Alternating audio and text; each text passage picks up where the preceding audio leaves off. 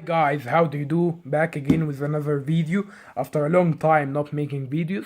Today we will review the Android One smartphone, the Infinix Hot 2. First, in this phone, let's talk about the design. This phone is made entirely of plastic. All of it is a shell.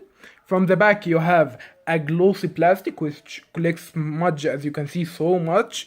And also you have from the back is a 8 megapixel camera with flash.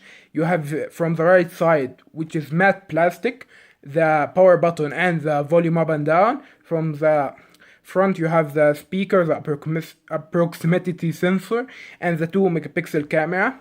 From top you have the micro USB charging slot, which is awkward place, and you have also a headphone jack. From the bottom you have only the speakers. So let's talk about the display. This display is a 5-inch display with 720p resolution with maybe TFT panel or LCD, I'm not sure because it's not written anywhere. Also it can take 293 ppi. So as you can see, it's get very bright. This is the half brightness, as you can see.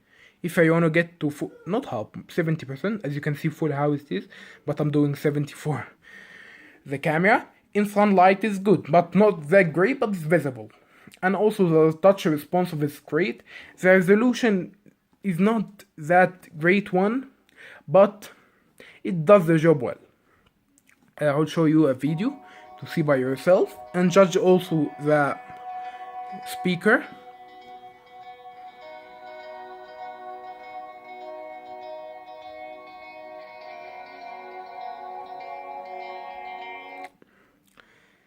And it doesn't have a saturation that much as AMOLED, of course, but it does the job well.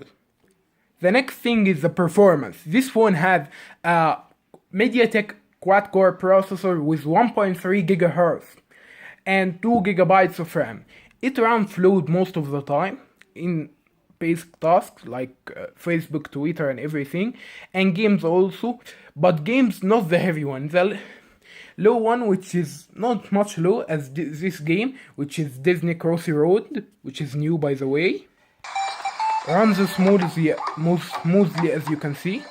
You can see most of the time it's great, and in basic tasks it's great due to stock Android. The stock Android is the next thing, which is the best thing. This phone is an Android One phone, which, if you don't know, Android One is basically Nexus in budget phones. You have the updates straightly from Google. This phone runs on Android 5.1.1 Lollipop, which is vanilla Android, as you can see, stock. And Marshmallow came to it in some countries, but still not in my country. I'm waiting for it. And it works great. It's fluid, it's beautiful, no bloatware or anything.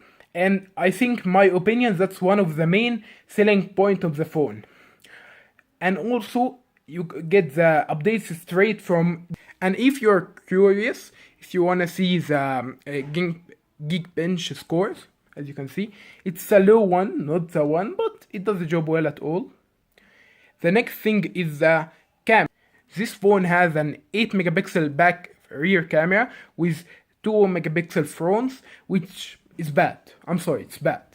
Outdoors, the back camera is great. Not that great. It will give you, I'll show you some samples. This sample is from it.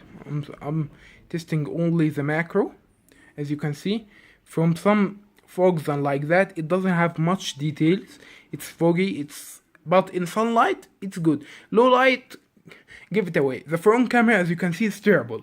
2 megapixel camera, how is it? I don't know.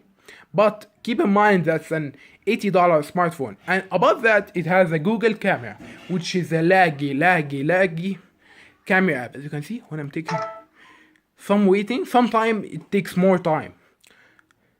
And the last thing we have is the battery. This phone has a battery which is 2200 milliampere, which lasts not full day. It will take you 3 hours of screen on time to finish it. Maybe half a day or more than if you are a light user, but it's not that what I thought it would be due to its budget. And also the charging have a problems with me. It charges somewhat not fast, of course, it's not fast charging, but charges okay until 99%. It takes so much time to go to 100%, maybe more than 15 minutes, and that's, I'm sorry, but unacceptable for me. So, the conclusion, this phone is an $80 smartphone. You know what is $80? You can take a very good pair of headphones with $80. I mean it, that's great price. And also for a phone, it's great. For kids and some teenagers, it's a great one for the first phone, but your main phone is somewhat hard, but you can live with it. And for the secondary phone, this is a great phone, takes updates, and the performance not that great, the camera is not that great, the battery is not that great, but for $80, this is a very valuable phone. Thank you guys, and see you in the next video.